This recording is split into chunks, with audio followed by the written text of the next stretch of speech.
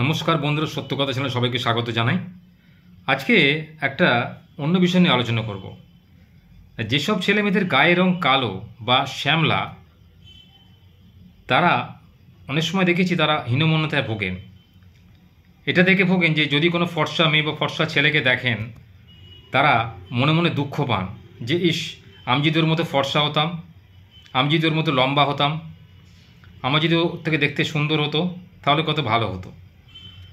তো তাদের জন্য আমি একটা কথা বলবো, দেখুন, রূপ হলো ঈশ্বরের দান, আর গুণ কিন্তু মানুষকে আয়ত্ত করতে হয়। পৃথিবীতে এরকম অনেক নজির রয়েছে যে তাকে দেখতে ভালো নয় বা তার শরীর স্বাস্থ্য সেরকম ভালো নয়, কিন্তু তবুও তিনি সারা বিশ্ব জুড়ে বিশ্ববন্দিত। তাকে এক নজরে বা এক কথায় সবাই জানে। উদাহরণস্বরূপ বলতে গেলে আমাদের ভারতবর্ষের রাষ্ট্রপতি ডক্টর এপিজে আব্দুল কালামের কথাই ধরা যাক।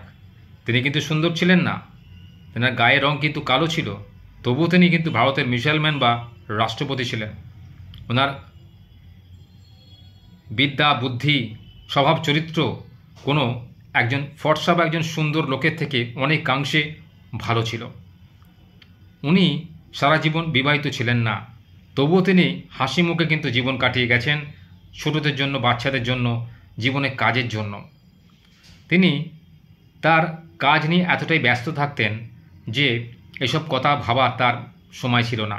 তিনি কাজকে ভালোবাসতেন, তিনি বই পড়তে ভালোবাসতেন, শিক্ষাটাকে তিনি উন্নত পর্যায়ে নিয়ে যেতে চেয়েছিলেন, বিজ্ঞানটাকে উন্নত পর্যায়ে নিয়ে যেতে চেয়েছিলেন। তাই ওনাকে দেখে আমাদের প্রত্যেকের শিক্ষা নেওয়া উচিত যে রূপটা জীবনে বড় কথা নয়, আসল কথা হচ্ছে গুণ। গুণ আপনার যেরকম হবে সেরকম কিন্তু লোকের থেকে আপনি ভালোবাসা পাবেন, সম্মান পাবেন। বাংলায় একটা প্রবাদ বাক্য রয়েছে যে স্বদেশী পূজ্যতে রাজা, বিদ্বান সর্বত্র পূজ্যতে। এটা আমরা সংস্কৃতে পড়েছিলাম। অর্থাৎ কোনো রাজা তার দেশেই কিন্তু পরিচিতি পায়, পৃথিবীর অন্যান্য প্রান্তে গেলে তার সেরকম কিন্তু কোনো পরিচিতি থাকে না। আর কিন্তু যিনি প্রকৃত বিদ্বান হবেন, তিনি কিন্তু সারা বিশ্ব জুড়ে বন্দিত হবেন। একজন বড় নামজাদা যদি বিজ্ঞানী হন বা জ্ঞানীগুণী ব্যক্তি হন, তাকে কিন্তু সকলে এক কথাতে বা এক নজরে চিনে যাবেন যে তিনি মানুষটা কীরকম, তার শিক্ষা দীক্ষা, তার সব চরিত্র, চাল চলন, কথাবার্তার ধরন, মানুষের সঙ্গে তার সম্পর্ক কীরকম, তার আচার আচরণ দিয়ে তিনি বুঝিয়ে দেবেন যে তিনি কী ধরনের মানুষ। তাই রূপটা জীবনে বড় কথা নয়, নিজের গুণটাকে বড় করে দেখো। গুণটাকে এমন পর্যায়ে নিয়ে যাও যে লোকে তোমার রূপ নয়, তোমার গুণ দেখে তোমাকে পছন্দ করবে, গুণ দেখে তোমার সাথে সম্পর্ক করতে চাইবে, তোমার সান্নিধ্য পেতে চাইবে, তোমার উপদেশ পেতে চাইবে, তোমার বন্ধু হতে চাইবে। তাই রূপ যার আছে সে তো কপাল ভালো, তাকে উপরওয়ালা দিয়েছে। আর গুণ কিন্তু সবাইকে আয়ত্ত করতে হয়। এই গুণ যার মধ্যে আছে, জানবেন সেই কিন্তু প্রকৃত ভালো মানুষ, প্রকৃত মানুষ।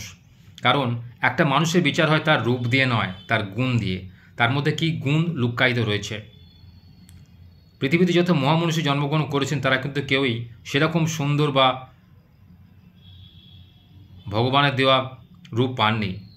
তারা নিজেদের গুণকে আয়ত্ত করেছিলেন শিক্ষা দীক্ষার মাধ্যমে, সব চরিত্র চালচলনের মাধ্যমে। তাই নিজের রূপ না চিন্তা করে গুণের দিকে ফোকাস করো, দেখবে তোমাদের জীবন অনেক সুন্দর হয়ে যাবে, তোমাকে সবাই ভালোবাসবে, তোমার সান্নিধ্য পেতে চাইবে।